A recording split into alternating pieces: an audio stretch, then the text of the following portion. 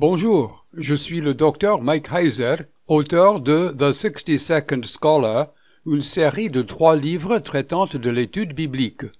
Le livre 1 fournit 100 points de conseils, le livre 2 fournit 100 points sur la Bible elle-même qui vous aide à mieux comprendre votre Bible et le livre 3 explique 100 points de doctrine biblique.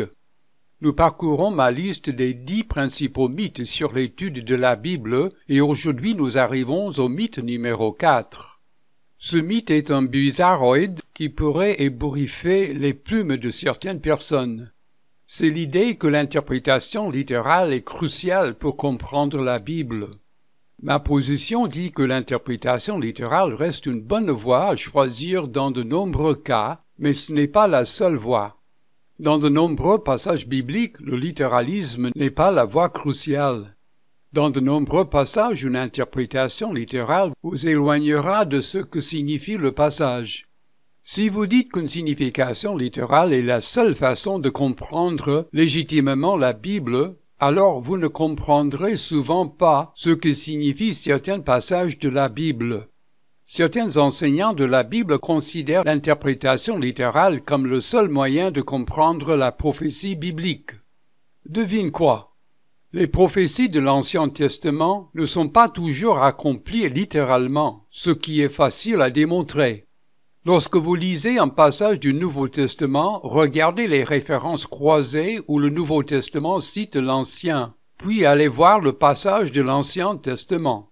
Vous trouverez des exemples où l'Ancien et le Nouveau Testament ne semblent pas avoir la même signification. Vous devez donc vous demander, où dans le monde l'écrivain du Nouveau Testament a-t-il tiré son idée de ce verset dans l'Ancien Testament? Dans de nombreux cas, l'Ancien et le Nouveau Testament ne partagent pas une correspondance littérale ou mot par mot, laquelle nous devons découvrir. Par exemple, en Osée 11:1, il est écrit « J'ai appelé mon fils à sortir de l'Égypte ». L'Évangile de Matthieu applique ce verset à Joseph et Marie lorsqu'ils ont ramené Jésus d'Égypte.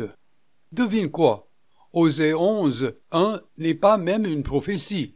Il fait plutôt référence à l'exode d'Israël d'Égypte. Matthieu considère Osée 11:1 comme une analogie avec ce qui est arrivé à Jésus. Alors, où est l'interprétation littérale?